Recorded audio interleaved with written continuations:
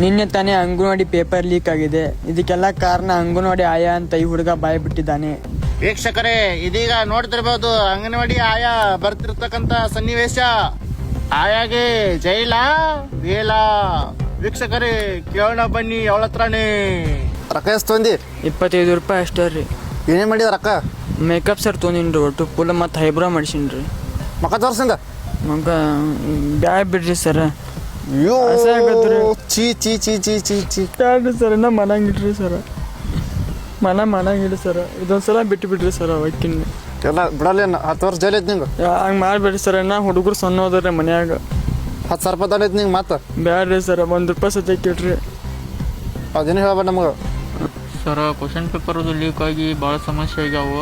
ಇವ್ರಿಗೆ ಏನು ಶಿಕ್ಷೆ ಕೊಡ್ತೀರಿ? ಇವರಿಗೆ ಗೃಹಲಕ್ಷ್ಮಿ ರೊಕ್ಕ ಬಂದಾಗತ್ತೆ, ಮತ್ತು ಬಸ್ ಫ್ರೀ ಅದು ಬಂದಾಗತ್ತೆ, ನಮ್ಮ ಮನ್ಯಾಗ ಮತ್ತು ಅಂಗನವಾಡಿ ಒಳಗೆ ಎಲ್ಲ ಸಂಘವಂಡಿ ಬದಲಿ ಬೇಸರ ಉಂಡಿ ಮಾಡ್ಬೇಕು ಇವರೆಲ್ಲ. ನಮ್ಮ ಮನ್ಯಾಗಿರ್ರಿ ಸರ ಸಾಹೇಬ್ರ. ಅದೇನೋ ಹೇಳ್ಬೇಡ, ನೀನು ಮೇಯಿಂದ ಬೇಸರ ಉಂಡಿ ಮಾಡ್ಬೇಕಂದ್ರೆ ಮಾಡ್ಬೇಕು ಸರ. ಸಾಹೇಬ್ರ ಬಿಟ್ಟು ಬರ್ರಿ ಇದೊಂದ್ಸಲ. ಅದೇನೋ ಹೇಳ್ಬೇಡ ಸರ, ಹೆಚ್ಚಿಗೆ ಮಾತಾಡ್ಬೇಡ. ಆಯಾ ಆಯಾ ಆಯಾ ಅಲ್ಲಿ ಕಿತಾಪತಿ ಹೆಂಗ್ಸು. ಮತ್ತೆ ಬರ್ತೀವಿ ಪಾರ್ಟ್ 3ಯಲ್ಲಿ.